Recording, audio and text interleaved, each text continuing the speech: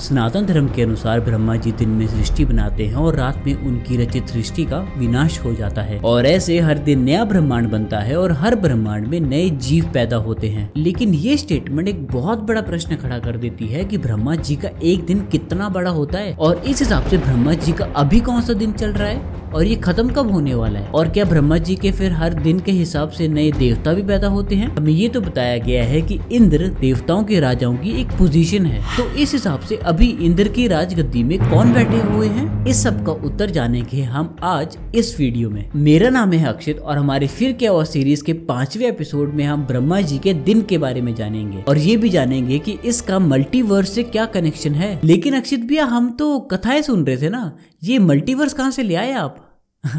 सुनो, देखो, हम आगे आने वाले एपिसोड्स में ना ऐसी ऐसी कथाएं सुनने वाले हैं जिसमें हमें मल्टीवर्स और ब्रह्मा जी के दिन के बारे में पता होना चाहिए। तो इसलिए ये एपिसोड ना बहुत इंपॉर्टेंट हो जाता है, क्योंकि इस एपिसोड में हम समय, टाइम मतलब काल के बारे में समझने की कोशिश कर रहे हैं। अब ब्रह्मा जी का एक दिन कितना बड़ा होता है इसको समझने के लिए ना मैंने ब्रह्मा जी, देवताओं और मनुष्यों के टाइमलाइन को एक ट्रायंगल फॉर्मेट में डिवाइड कर दिया है, जिससे हमें समझने में काफी आसानी होने वाली है। तो चलो ब्रह्मा जी की टाइमलाइन को समझना शुरू करते हैं। पिरामिड के सबसे बेस में आता है एक चंद्रमास। एक चंद्रमास में 30 ह्यूमन डेज होते हैं। चंद्रमास मतलब चांद को अपनी रेवोल्यूशन करने में कितना टाइम लगता है? 30 डेज लगते हैं, तो इसलिए 30 ह्यूमन डेज। अब जब 12 चंद्रमास कंप्लीट हो जाते हैं तो इंसानों का एक साल हो जाता है और हम इंसानों का एक पूरा साल, देवताओं का एक पूरा दिन और रात होता है। इसे अहोरात्र कहते हैं। अब जब 360 अहोरात्र हो जाते हैं, मतलब 360 देवताओं के दिन हो जाते हैं, तो एक देवता ईयर कंप्लीट होता है। इस देवता ईयर को देवता वात्सर्य भी कहते हैं। अब 12,000 देवता वात्सर्य होने पर एक चतुर्युग होता है। चतुर्युग का मतलब 4 युग, सत्ययुग, त्रेता युग, द्वापर युग और कली युग। एक चतुर्युग 43,20,000 इंसानी साल मतलब 43,20,000 ह्यूमन ईयर्स के बराबर होता है, जिसमें से 17,28,000 सतयुग के, 12,96,000 त्रेता युग के, 8,64,000 द्वापर युग के और 4,32,000 कलयुग के होते हैं। फिर 71 चतुर्युग एक मनवंतर के जितना होता है, मतलब 71 बार जब ये 4 युग, सतयुग, त्रेता युग, द्वापर और कलयुग हो जाएंगे ना, तब एक मनवंतर होगा। हर मनवंतर में एक नए इंद्र होंगे,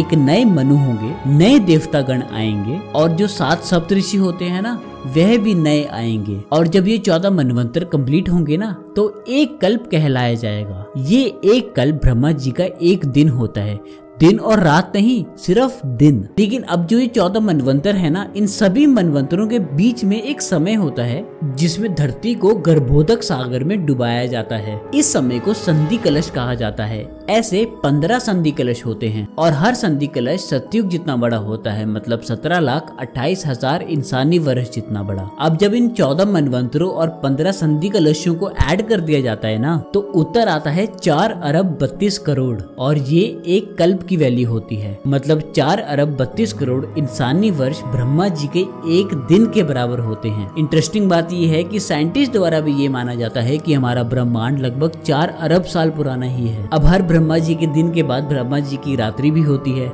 और ये रात्रि ब्रह्मा जी के दिन के बराबर ही होती है। इसका मतलब ब्रह्मा जी का एक दिन और एक रात इंसानों के 8 अरब 64 करोड़ साल जितनी बड़ी होती है। और साइंटिस्ट भी ये बोलते हैं कि लगभग 4 अरब साल बाद प्रलय आने वाली है और हमारा सूर्य भी कोलैप्स होने वाला है। इसीलिए हमारे ब्रह्मांड की क्रिएशन और इसके प्रलय का समय ब्रह्मा जी की दिन और रात की लेंथ से ऑलमोस्ट मेल खाता है। हर कल्प की शुरुआत में ब्रह्मा जी का एक नया दिन शुरू हो जाता है, जिसके साथ ब्रह्मा जी एक नई क्रिएशन शुरू कर देते हैं और इसी कल्प के दौरान ब्रह्मांड में लाइफ एग्जिस्ट करती है। कल्प के हर मनवंतर में एक नए इंद्र आते हैं, एक नए मनु आते हैं, नए देवतागण आते हैं। ये मनु कौन है?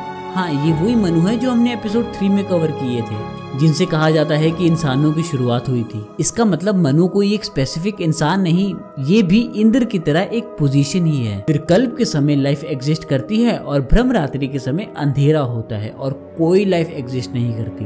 अब ये 30 दिन और रातें ब्रह्मा जी का एक महीना बनाती हैं और फिर ब्रह्मा जी के 12 महीने उनका एक साल कंप्लीट करती हैं। और फिर कहते हैं कि हर ब्रह्मा ऐसे 100 साल जीते हैं और इन 100 सालों को मतलब ब्रह्मा जी के लाइफ स्पैन को महाकल्प कहा जाता है। फिर इन 100 सालों के कंप्लीट होने के बाद एक नए ब्रह्मा आते हैं और फिर से ये साइकिल शुरू हो जाता है। ठीक है, ब्रह्मा जी के जीवन काल के इस साइकिल को समझ गए, लेकिन फिर ब्रह्मा जी का अभी कौन सा दिन चल रहा है? हमारे ब्रह्मा अभी 51 ईयर्स के हैं। हम अभी 51st ईयर के पहले कल्प में हैं। पिछला कल्प पद्म कल्प कहलाता था और अभी का कल्प श्वेत वराह कल्प कहलाता है। इस कल्प में 14 में से 6 मनवांतर हो चुके हैं और हम अभी 7वें मनवांतर में हैं, जिसे श्रद्धा देव मनवांतर या वैवस्वत मनवांतर भी कहा जाता है। हमारे मनु का नाम है वैवस्वत मनु और इंद्र है पुरांदर। इस मनवांतर में 71 में से 27 चतुर्युग हो चुके हैं और हम अभी 28वें चतुर्युग के कलयुग में हैं। इस कलयुग के 5122 वर्ष गुजर चुके हैं और अभी भी 4,26,878 साल बचे हुए हैं। अब अपनी रिसर्च के समय मेरे भी कई सवाल थे जिनका उत्तर मुझे नहीं मिल पाया था, जैसे कि महाभारत और रामायण क्या हर चतुर्युग में होती होगी,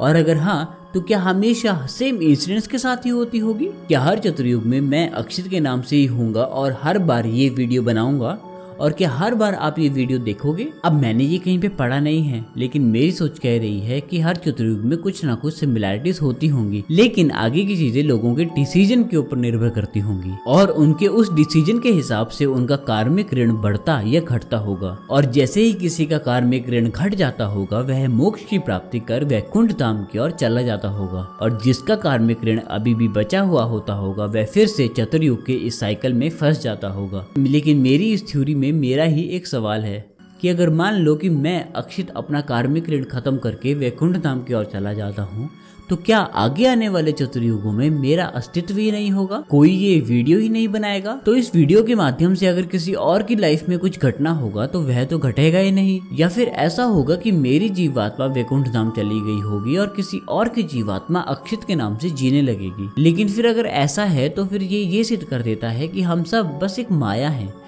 जो आत्माओं को उनके कार्मिक ऋणों को कंप्लीट करने के लिए बनाई गई है। खैर, मेरे पास इसके उत्तर नहीं है और जो मैं सोच रहा था वो मैंने आपके सामने रख दिया है। लेकिन आप इस रीबर्थ के चक्कर के बारे में क्या सोचते हो, नीचे कमेंट सेक्शन में जरूर बताना। अब मैं आपको मल्टीवर्स के बारे में लीला नाम की रानी की एक कहानी सुनाता हूँ। ये कहानी योग वशिष्ठ से ली गई है। योग वशिष्ठ महर्षि वशिष्ठ जी ने श्री राम जी को सुनाई थी जब श्री राम जी का अपने आसपास की किसी भी वस्तु में कोई दिलचस्पी ही नहीं रही थी और वह उदासीनता की ओर चले जा रहे थे। इस पुस्तक की इंग्लिश ट्रांसलेशन का लिंक मैंने नीचे डिस्क्रिप्शन में डाल दिया है। कई युगों पहले पद्मा नाम के राजा राज कर रहे थे। उनकी पत्नी लीला उनसे बेहद प्रेम करती थी, इतना कि वह उनके बिना जीवन व्यतीत करने का सोच भी नहीं सकती थी। तो उनके मन में इच्छा आई कि राजा का देहांत कभी भी ना हो। अपनी इस इच्छा को लेकर वह कई ऋषियों वह ब्राह्मणों के पास गई, लेकिन ब्राह्मणों ने उसे कह दिया कि भौतिक शरीर का नष्ट होना तो मानो निश्चित ही है। लेकिन लीला अपनी खोज को यूं ही नहीं खत्म करती है। वह माता सरस्वती की आराधना कर उन्हें प्रसन्न करती है और जब माता सरस्वती उनके सामने आती है तो वह उनसे 2 वर मांगती है। पहला कि अपने पति की मृत्यु के बाद उनकी जीवात्मा लीला को छोड़कर कभी भी न जाए, और दूसरा कि जब कभी भी लीला माँ सरस्वती को याद करे वह उनके सामने प्रकट हो जाए। माँ सरस्वती ने ये वर उनको दिया और वहाँ से चली गई। अब कुछ समय बाद एक युद्ध में राजा पद्म की मृत्यु हो जाती है। तब माँ सरस्वती लीला के पास आती है और उन्हें अपने पति के शव को फूलों से ढक देने को कहती है, जिससे राजा का जीव उनके साथ रहना शुरू हो जाए। वैसा ही हुआ। अब पति की जीवात्मा तो वहाँ रह रही थी, लेकिन फिर भी लीला खुश नहीं थी। कुछ समय बाद लीला फिर से माँ सरस्वती की आराधना करती है और उनके वहाँ प्रकट होने पर उनसे पूछती हैं कि मेरे पति कहाँ हैं, आप मुझे मेरे पति के पास ले चलिए। तब माँ सरस्वती उन्हें बताती हैं कि उनके पति तो दूसरे ब्रह्मांड में किसी अलग शरीर में जी रहे हैं। अब ध्यान मुद्रा में बैठे हुए अपनी चेतना में ही ना लीला को एक बहुत बड़ा महल दिखता है। जब वह उस महल के राज दरबार में पहुँचती है तो उधर उनके पति राजा पद्म बैठे हुए थे और सभी दरबारी बैठे हुए थे, और ये सभी दरबारी ना उनके असली राज दरबार के थे। तो उन्हें शंका होती है कि कहीं उनके पति के साथ साथ ये सभी दरबारी भी तो नहीं मर गए। घबरा कर वह अपने ध्यान से उठती हैं और जल्दी से राजमहल जाकर आदेश देती है कि जल्दी से जल्दी राज दरबार लगाया जाए। दरबार लगाया जाता है। तब सभी दरबारियों को जिंदा देखकर वह शांत होती हैं, लेकिन फिर उन्हें हैरानी होती है कि असलियत क्या है। ये या फिर वो जहाँ पे उनके पति जिंदा थे। तब माँ सरस्वती उनके सामने आती है और उन्हें बताती हैं कि केवल एक जीवन और एक सच्चाई नहीं है, असल में अनेकों ब्रह्मांड हैं और अनेकों ब्रह्मांडों में अनेकों धरतियां और अनेकों धरतियों में अनेकों जीवन, और तुम जो अभी देख रही हो वो और कुछ नहीं बस एक सपना ही है जो तुम्हारा जीव देख रहा है। समझाने के लिए वह उन्हें एक ऋषि की कहानी सुनाती हैं। एक ऋषि अपनी पत्नी के साथ वन में रहा करते थे। एक दिन राजा को अपनी सेना के साथ जाता देख ऋषि के मन में विचार आता है कि राजा का जीवन कितना सुंदर होता है और उन्हें राजा बनने की इच्छा हुई। लेकिन राजा बनने से पहले ही ऋषि की मृत्यु हो जाती है। लेकिन क्योंकि मरने से पहले ऋषि के जीव ने राजा बनने की इच्छा जताई थी, इसलिए उनका अगला सपना एक राजा का हुआ। और वह ऋषि और कोई नहीं राजा पद्मी थे और उनकी पत्नी तुम लीला। अब जब राजा की मृत्यु हो गई है और उनकी जीव तुम्हारे पास है, तो उनकी जीवात्मा ने एक नया सपना देखना शुरू कर दिया है जहाँ पे वह कहीं और राजा बन चुके हैं। अब ये भी अभी हो रहा है। तो अगर तुम मुझसे अभी पूछती हो कि तुम्हारे पति कहाँ हैं, तो वह किसी एक जगह नहीं, वह कई ब्रह्मांडों में कई रूपों में जी रहे हैं। तो लीला पूछती है कि हम अपने इन सभी रूपों को क्यों नहीं देख सकते। माँ कहती है क्योंकि मनुष्य सच्चाई देखना ही नहीं चाहता। वह सच्चे भविष्य को झूठ मानता है और असत्य वर्तमान को सच। और फिर माँ सरस्वती लीला को अलग अलग ब्रह्मांडों में लेकर जाती हैं, जहाँ पे लीला स्वयं और अपने पति को अलग अलग रूपों में जीवन व्यतीत करता देखती है। वह देखती है कि हर ब्रह्मांड में अलग अलग प्रकार के देवता हैं और धरतियां भी अलग हैं और सभी ब्रह्मांडों को अलग अलग ब्रह्मा संचालित कर रहे हैं। ये देखकर लीला अपने ब्रह्म ज्ञान को समझ जाती हैं और अपने दुख से बाहर आ जाती हैं। अब इस कथा में ये कहा गया है कि लीला फिजिकली नहीं कहीं ट्रैवल कर रही हैं, बल्कि अपने कमरे में ही चेतना वह ध्यान में जाकर माँ सरस्वती के साथ करोड़ों अरबों लाइट ईयर्स की दूरी केवल अपनी चेतना से ही पार कर पा रही हैं। असल में इस कथा में टाइम इंटेंगलमेंट और मल्टीवर्स को समझाने की कोशिश की जा रही है। वशिष्ठ जी श्री राम जी को ये बताना चाहते हैं कि असल में ब्रह्मांड बहुत बड़ा है और इस कथा में टाइम को एक लीनियर मतलब एक सीध में नहीं देखा जा रहा है, बल्कि एक ही समय में मल्टीपल चीजें होने की बात हो रही है। लीला अपने पति के साथ एक ही समय में अलग अलग ब्रह्मांडों में को एग्जिस्ट करती है और ये कॉन्सेप्ट मल्टीवर्स को प्रूव करने के लिए सबसे इम्पोर्टेंट है। ध्यान रहे योग वशिष्ठ ये किताब कोई आज लिखी हुई किताब नहीं है। वशिष्ठ जी ने श्री राम जी को ये ज्ञान कई हजार सालों पहले दिया था। मतलब मल्टीवर्स, टाइम एंटेंगलमेंट और डुअलिटी ऑफ टाइम के बारे में उस समय बात की जा रही है। मैंने योग वशिष्ठ की PDF का लिंक नीचे डिस्क्रिप्शन में डाल दिया है। मैं चाहता हूँ कि आप सभी भी इसे जरूर पढ़ें। बाकी हमारी इस वीडियो से हमें आगे आने वाली वीडियोस में काफी आसानी होने वाली है। फिर क्या हुआ सीरीज के 5वें एपिसोड को यहीं पे खत्म करते हैं। अगर आपको ये सीरीज स्टार्टिंग से देखनी है तो प्लेलिस्ट का लिंक यहाँ पर है। बाकी मेरा नाम है अक्षित। मैं आपको मिलता हूँ अगली वीडियो के साथ अगले फ्राइडे। तब तक के लिए देखते रहिए स्टोरीज विद अक्षित।